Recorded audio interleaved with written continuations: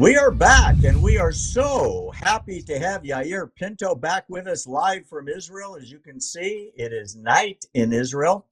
Uh, as you know from our previous appearances with Yair, he's been a spokesman for the IDF. He is everywhere in Gaza, up at Lebanon, reporting on what's going on as bombs are flying all over him, courtesy of the maniacs in Tehran, the maniacs in Lebanon, the maniacs in Yemen, and of course, the occasional terrorist shooting out of Gaza and Judea and Samaria. Yair, we are so happy to get you in the middle of the night. Welcome back. It's good to be here. And yes, you said it correctly. Lots of crazy people all around us here, but we are still here because God is faithful and we are his people. Right on. Couldn't agree more. Let's just jump into it. There's so much news out today that I want to talk about. Let's begin with what happened several weeks ago. It's going on now 3 weeks. At the start of the war, is it your belief that what Bibi was saying to the world and what Trump said to the world was true, specifically that Iran's nuclear ambitions and their ballistic missile capability was truly an existential threat that needed action right away? And if there wasn't action, Israel would have been in a very short order in a world of hurt. Yeah, 100%. I think that is true because right now, Iran has around 460 kilograms of uranium enriched to the level of 60%, which is only a few weeks from the level needed to create nuclear bombs. And according to the experts on nuclear issues, that's enough to make 11 nuclear bombs. Combine that with the ballistic missiles that just 3 days ago proved to the world that they can reach distances of 4,000 kilometers. That basically puts London, Berlin, Rome, Paris, and huge cities around the world, not just Israel, which is in the crosshairs, for sure, but other cities around the world in the crosshairs of a ballistic missile attack with the possibility of a nuclear payload. So, yeah, I think that Israel and the United States saved the world from a nuclear disaster. Well, on that subject, Yair, Kushner and Witkoff, the two American representatives appointed by President Trump to negotiate with the Iranians, had an amazing, almost unbelievable announcement when the talks stopped, saying that the Iranians had bragged, not admitted, but bragged to the United States, we have enough enriched uranium for at least 11 bombs, which could be activated within a couple of weeks, maybe as soon as 7 to 10 days. There are some on the right wing here in the US that are saying, no, no, no, negotiations stop too early. Specifically, people like Tucker Carlson, Candace Owens, and others are saying that uh, Trump wanted a war the whole time, and talks should not have broken off. What is your thought on that? Well, the United States, Israel, and the world powers have been negotiating with the Islamic Republic of Iran for more than 15 years now. The nuclear agreement that we had with them in the past did not do anything to prevent them from creating more nuclear weapons, more nuclear components, more ballistic missiles, and basically it enabled them to transfer monies to terror proxies in this region. So we have been trying the negotiations route for 20 years. It failed completely because Iran just became more stronger. They have been funding and training terror proxies in this region, in the Middle East, and also around the world, carrying out terrorist attacks, carrying out wars, launching missiles, disrupting the maritime shipping lanes in the Bab el Mandab, meaning down next to Yemen. So they have been affecting all of us financially and in the security level. So negotiations failed. And this time, it was basically the last minute before they would reach a nuclear bomb. And you know what happens when a regime like the Ayatollah regime reaches a nuclear bomb? They become untouchable, kind of like North Korea, like Russia, and they can do whatever they want. And nobody will dare threaten them because nobody wants a nuclear war. So, yeah, exactly. This was the last chance. And the United States and Israel again save the world from a bigger destruction. And those that are saying otherwise, it's either that they are getting paid by these regimes or that they just hate America and hate Israel, Or both. or both. So I have to spring this on you. Right before we came on the air, a shocking development out of the Middle East and Washington. President Trump has announced, with no warning, that negotiations have started, peace talks between Iran and the United States, and that they will continue in Pakistan. Trump has said he's sending Witkoff, his lead negotiator, and Jared Kushner, his son in law, to negotiate on behalf of the United States. As we were just coming on the air, there's a new bulletin out that he's also sending Vice President J.D. Vance to Pakistan to negotiate a peace deal with Iran to stop the war. Um, what's so weird about this is that Iran denies it completely. The Speaker of the Parliament in Tehran says, no, no, no. We have not been talking to the United States. We are not going to talk to the United States until the United States surrenders and pays us, Iran, money for the damages they've caused. They're actually asking for reparations to rebuild their country. What do you know? Who's lying here? Well, first of all, the Ayatollah regime is lying for sure because they've been lying throughout this, I don't know, campaign and even before that. But let's break it down piece by piece. Trump is saying that he's negotiating with the Ayatollah regime or with the regime of Iran. Okay, he doesn't say who is he negotiating with. At the same time, the Iranians, those the Revolutionary Guards, they are saying that it's not happening. There are no negotiations. So maybe Donald Trump is negotiating with a different faction within Iran. Maybe it's an opposition group that is opposing the IRGC, the Ayatollah regime, and he's negotiating with them to actually create a transition within the Iranian governments from within.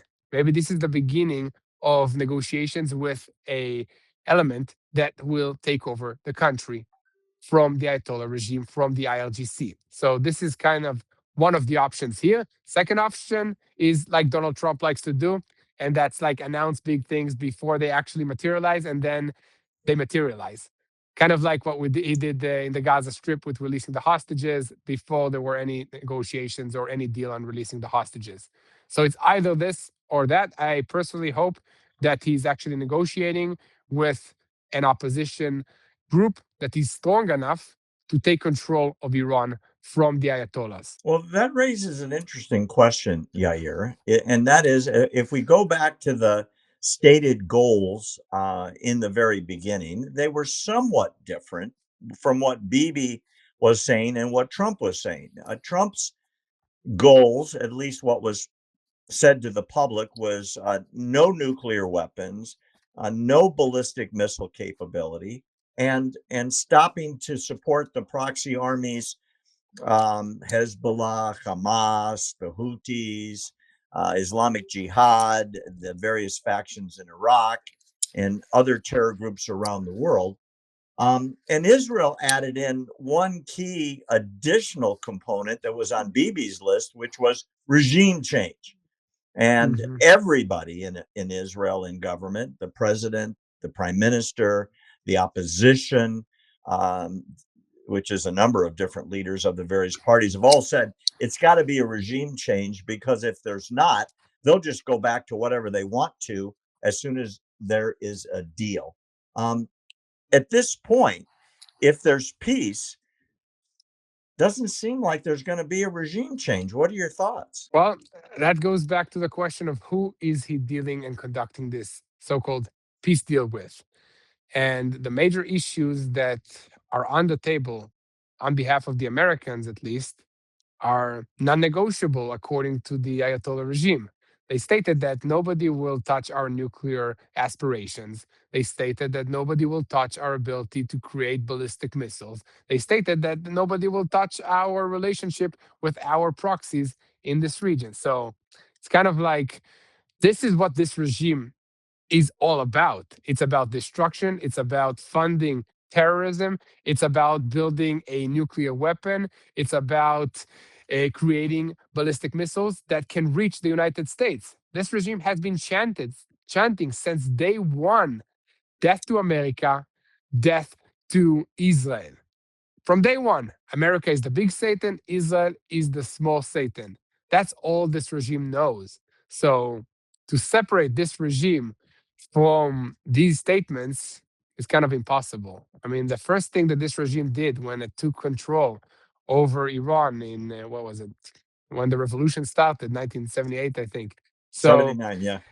79, yeah. So at that moment, the first thing that they did was taking over the American embassy and taking hostages, US citizen hostages. Since then, it just accelerated its threats against the United States. So I don't think that there will be peace with this regime, but there might be peace with some other opposition group in Iran. The news, I'm watching my phone. The news is changing every 2 minutes. There are two conflicting stories, Washington and Tehran. So we'll see, I suppose, in the next day or so whether you're right. And the other thing for us to consider is even if they make a deal like they did under the Joint Comprehensive Plan of Action that President Obama negotiated, Iran cheated the whole time. So if they make a deal without inspections, it really doesn't matter. Um, Exactly. I need to ask you about the technology. There have been two major missile strikes in Israel the last several days, catastrophic ballistic missiles slamming into residential neighborhoods. These cluster missiles, in addition to the ballistic delivery capabilities in Dimona and elsewhere, do you know what has happened? It seems like a failure of the Iron Dome. They just slipped through. So the ballistic cluster missiles are very different from the normal ballistic missiles that were launched at Israel. Also, when the normal ballistic missiles were launched at Israel, the Iron Dome and the Arrow 3, David Sling, and the laser beam, all of our defensive systems are not 100% protection. It's about 85, and thank God there were miracles, so the percentage was even close to 90 something. But it's not 100%. It was never 100%. There were always missiles that were able to penetrate through, especially when the Iranian regime was launching barrages altogether. So it overwhelms the anti rocket defensive systems at some times.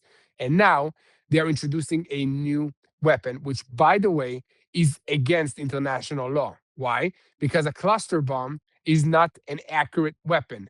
It's a weapon that is meant to create the maximum amount of damage at a very wide area. So what happens? It's a missile that is being fired into the atmosphere, and then right before it enters the Israeli airspace, it spreads to dozens of small missiles with a payload of around 5 kilograms. That's small, but it's a lot of explosive devices that can cause a big damage on the ground. And it's very hard to intercept because instead of one missile that you need to shoot down, you have 20 that you need to shoot down at the same time. So the Israeli defensive systems are intercepting these missiles. And there are reports not confirmed yet of the laser beam coming into effect with taking control of these smaller munitions.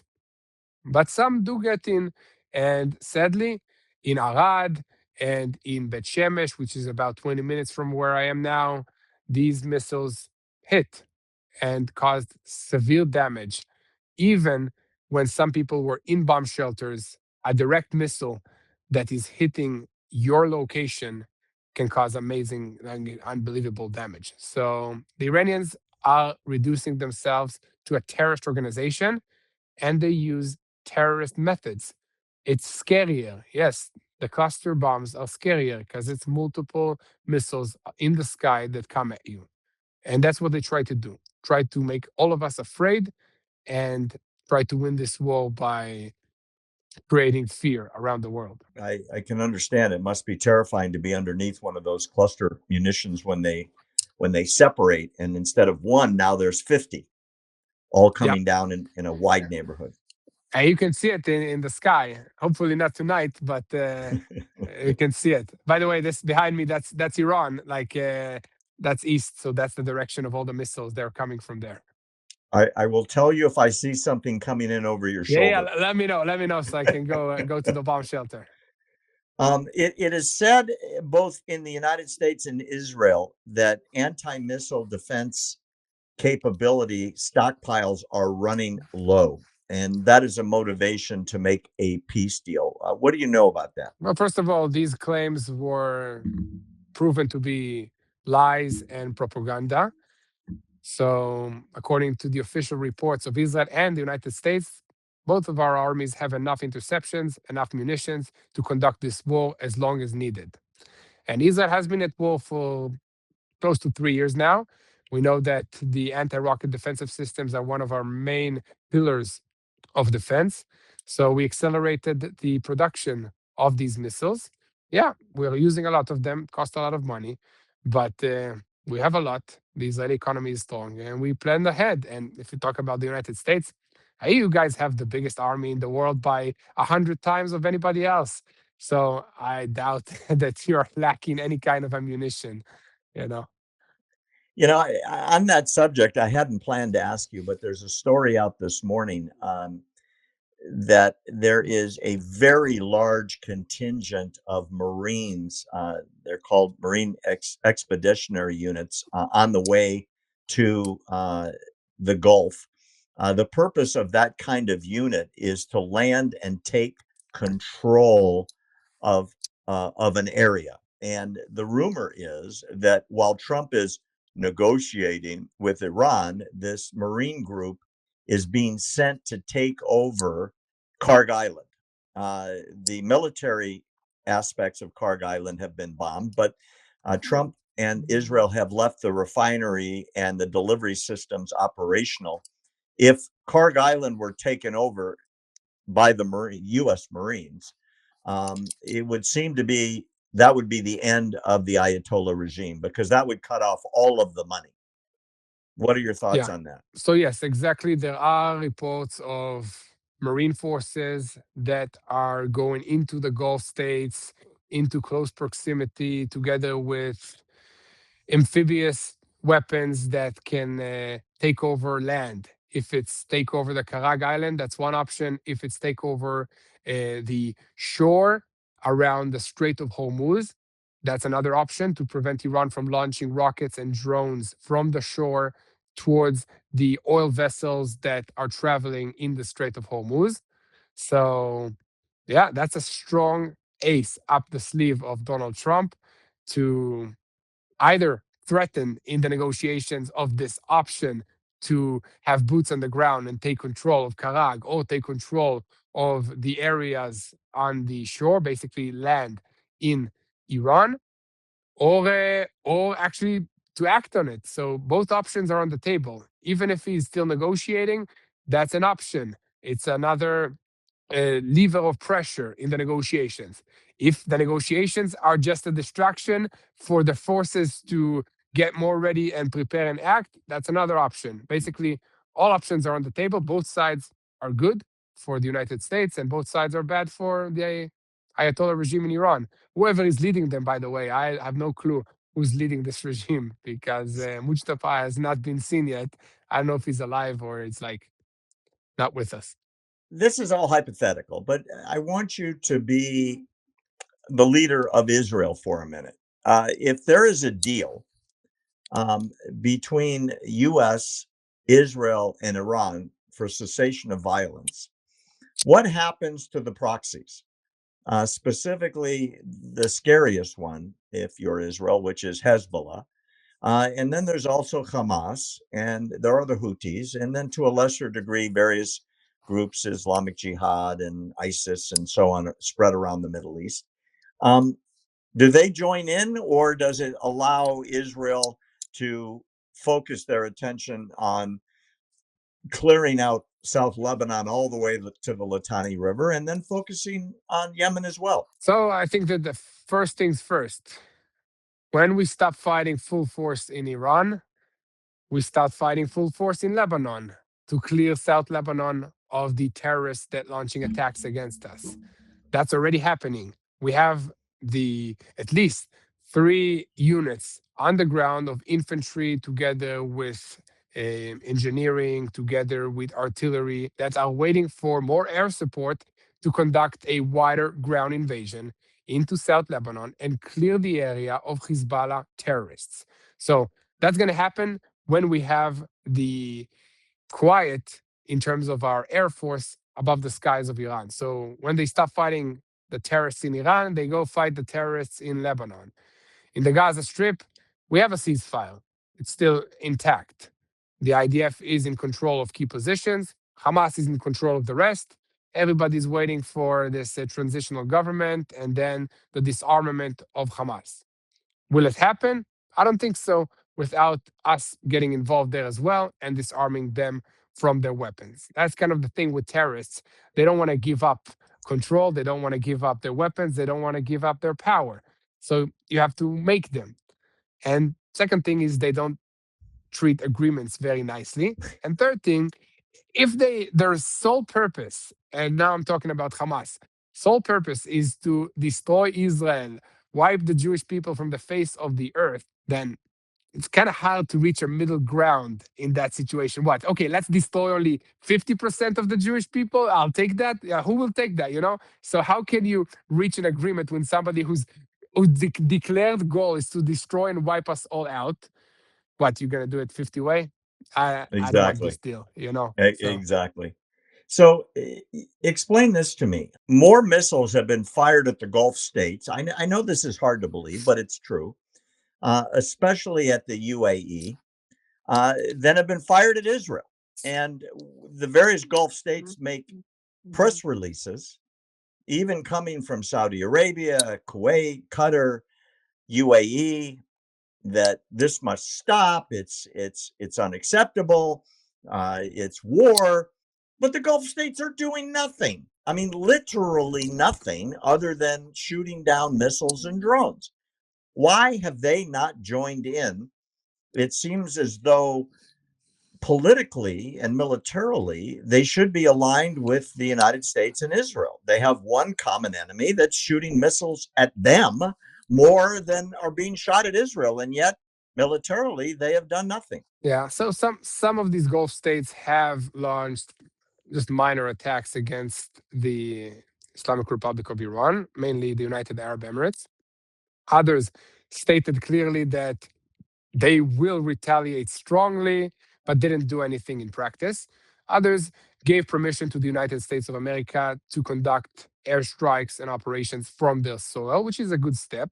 But in general, yes, they are afraid. They are afraid of the Iranian response on the one hand. On the second hand, they are afraid to be perceived as ones that are standing with Israel or with the United States of America, mainly with Israel, because the Arab world, Saudi Arabia and Qatar, are very anti-Israel. The population is very anti-Israel.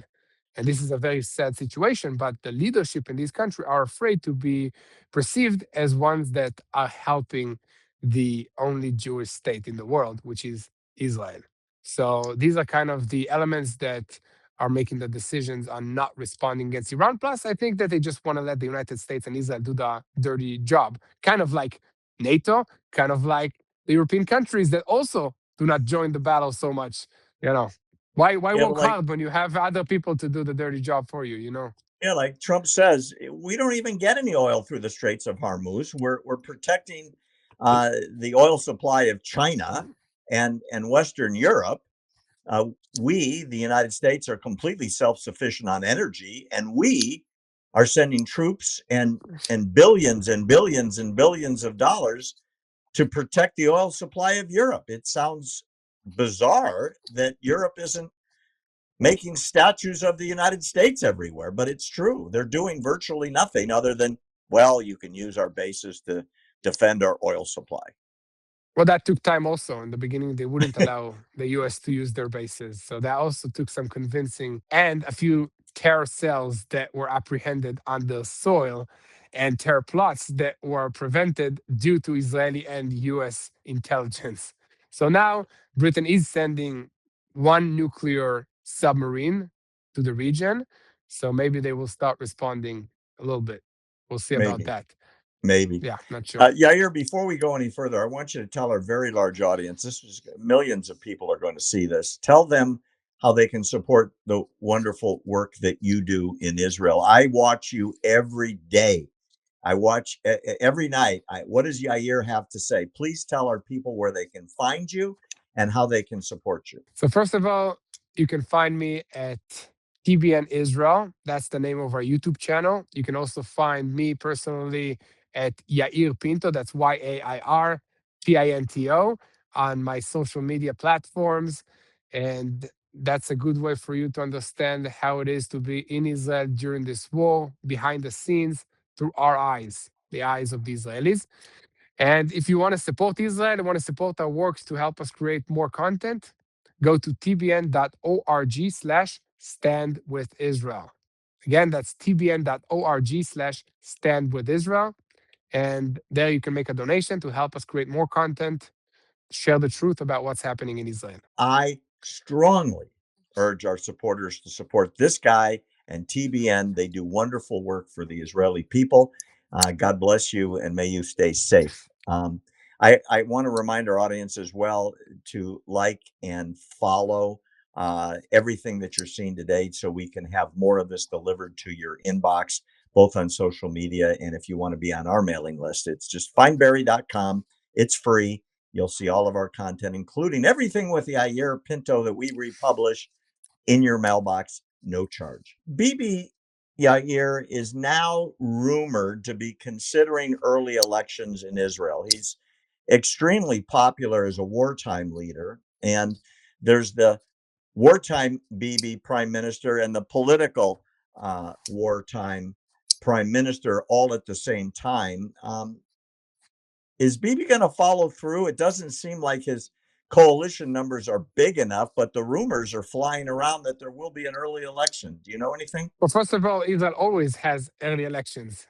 The number of times, I don't think we had one government that lasted 4 years. So it's not such a big deal, you know. All elections are early elections in Israel because there's always fighting within the government and nobody can agree. It's kind of like the joke saying, you know, two Jews, a million opinions. So imagine having 120 parliament members, how many opinions you have. And Prime Minister Netanyahu is definitely the most seasoned and best politician that we have in the country. So he knows how to form these alliances and to manipulate and to control the political sphere. So he is a great wartime leader. He's been leading the country to amazing successes. And I don't see any very strong opponent that can challenge him. So we'll see. But in Israel, it's not like in the United States. You don't choose Republican or Democratic and the president or something like that. You have multiple different parties. You need to pick your party, and then these parties need to form a coalition. So Bibi, even with his all his support, he's standing at maybe 30% of the voters of the country with his Likud party, even now. So it doesn't matter what, he will need to form a coalition with other parties in order to stay in power. It's gonna be hard. I can't imagine it during the actual war itself, but maybe soon after. I guess we'll see. Like you said, there's an election way too many times in Israel. And It, there are wars too many times in Israel. So you don't let a war stop the elections, you know. Yeah, I want to make a comment. I'm very happy to see that even the parties that sit in opposition are strongly in support of the war effort, other than the far left crazy people and maybe some in the Arab parties. That I have never seen the Israeli public so unified, supporting the efforts against Iran, against Hezbollah, and maybe to a slightly lesser extent due to the higher casualty count in Hamas. Do you see that holding? Yeah, yeah. I think the one thing that unites us is when the enemies are threatening to annihilate the Jewish people and the state of Israel. So that's kind of a big uniter when we know that we are with our backs against the wall and we need to fight an existential threat like Ayatollah regime in Iran, then we understand that it's important. And I think that the whole political sphere in Israel, from right to left to center, and maybe except for very radical elements, as you said, maybe the some Arab parties or something like that, are all supporting the war effort, are all for a regime change, and are all for the Iranian people getting rid of this evil regime that is controlling them and freeing them, basically. That's why the regime change was and is one of the major objectives of this war, and not just an objective that the political figures are stating. It's actual happening on the ground. The IDF has been carrying out attacks against the Bashij personnel, headquarters, leadership, and these people are in charge of making sure that the Iranians stay in line, that they don't protest, that they don't rally, that they don't go to the streets, that they don't march against the regime. So by taking them out, we are enabling the Iranian people to take back their country. And this is not just words, this is actually what's happening in Iran now. So, Yair, what do you see as the best possible outcome now? We talked about it earlier today that the United States claims we are talking to Iran. Iran says that's a lie. Israel confirms there are peace talks, whatever that means, ongoing and will continue in Pakistan in the coming days. If Yair Pinto was PM of Israel for a couple of days, what would be the outcome that you want to see, either through talks or otherwise, between Israel and Iran? Well, I would want to see a regime change. I don't think that talks can take us anywhere. Complete regime change. And if they want to talk about it, then talk about how can we do a swift transition of power of the country to a different interim government, and then from there, a democratic elections, and then a new leadership of Iran, and then a complete removal of the Ayatollah regime and the ILGC from the system, a handover of all the nuclear materials, and a shutdown of all the ballistic missile facilities and the financing of the terror proxies in this region. So I, that's kind of I, I my take. I love your Hanukkah list. It's a long one. I agree with all of it. I want to add that right before we started the show today, um, Trump had announced in one of his subsequent posts on Truth Social, his social media platform, that part of the negotiation that he says is not open to negotiation is the Americans are planning to go in and get the enhanced uranium, even where it's buried, whether it's in um, Isfahan or Natanz or wherever it is. It's underground, and he doesn't want that nuclear material staying there. And I don't blame him, because if it's recoverable, it can be enhanced to weapons grade very quickly. And even if there aren't ballistic missiles, suitcase bombs can be sent around the world, small ones, but it can render a city uninhabitable. Yeah, exactly. So the question now is this material still underground in the nuclear facilities that were struck in the Midnight Hammer operation? And they might be, because these bombs are huge and the whole area collapsed. Plus, the United States and Israel conducted new strikes on these facilities. So hopefully the material is underground, covered there. So either the US is monitoring its location and knows exactly where it is, which is a possibility because Israel and the US proved that they have amazing spy agencies that are operating inside Iran. And we know everything that's going on in the government and where they're talking, what they're doing, where they're eating, and where they're meeting until we take them out. So I believe that both of our agencies know exactly where this material is, And if there was any kind of chance that this material was in the wrong hands, then commando forces and special forces would go immediately to extract it.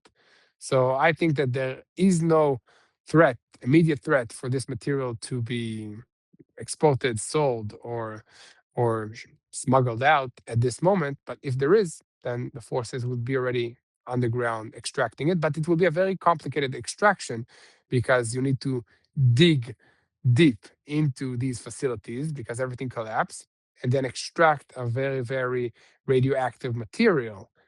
And that takes time and it's a very dangerous operation. So I think that the moment neither the Iranians have it nor the United States and Israel. I guess we'll see.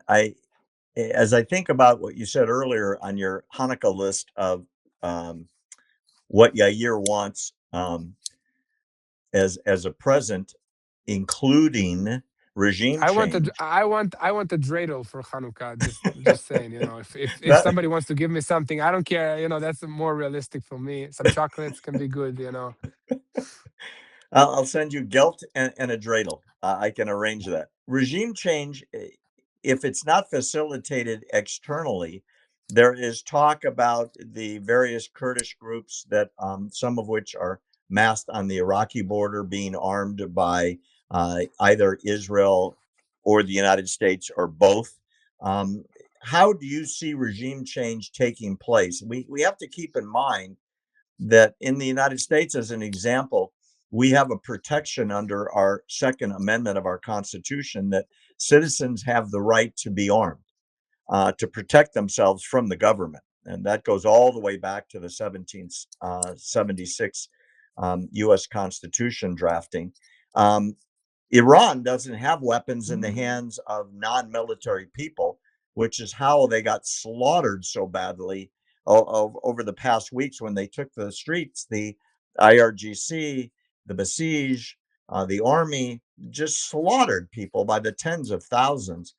How do you see a regime change taking place within Iran if one side has unlimited weapons and the other side has signs? Well, so first of all, take the weapons from the one side, and this is something that Israel is doing, attacking the Basij personnel with AI swarms of drones that are just exploding on their positions to the point that they are afraid to use their headquarters. They're now hiding in tents.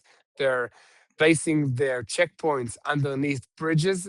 And we have reports of Iranian people that are using speakers to sound uh, noises that sound like drones to cause the Basit personnel to flee and run away because they're so afraid. So stage one is taking place. Take down the weapons from the Ayatollah regime and the Basij personnel that are oppressing the people of Iran. That's one. Second of all, is to bring in additional troops. It can be boots on the ground by the US or by Israel to help out, or it can be by arming militias that are affiliated with the United States and with Israel, like the Kurds, the Iranian Kurds, that we have been hearing constant reports of the US arming them and coordinating ground attacks with them.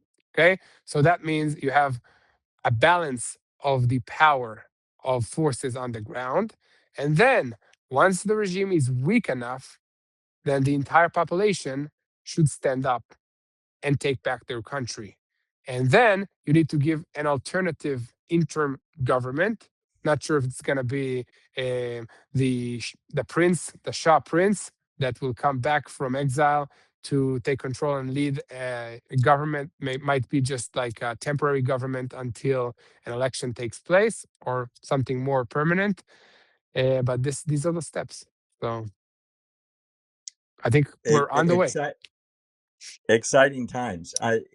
The new leader, you mentioned him earlier, Mojtaba Khomeini, has not been seen since he was nominated to be the successor supreme leader. Supposedly, he got blown up. There are reports he's in a coma. There's a report he lost a leg. He's disfigured. He has never been seen in public, has not even produced a recording that could have been written by anybody.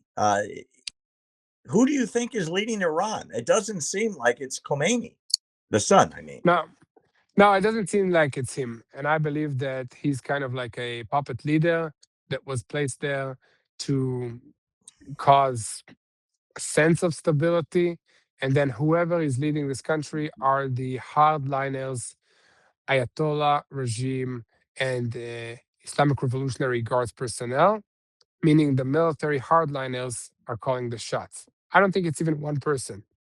I think it's a few people that are calling the shots. Definitely not him because he's just afraid to leave his room. And Where and there was actually a rumor that he got flown to Moscow for emergency surgery. I guess he and Assad can hang out together. The deposed leader of Syria, who fled from Syria to Moscow some years ago.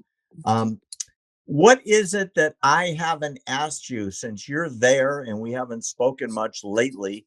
What should we know here in the U.S.? What does our audience need to know? well, first of all, I think that your audience needs to know that this is not an Israel war.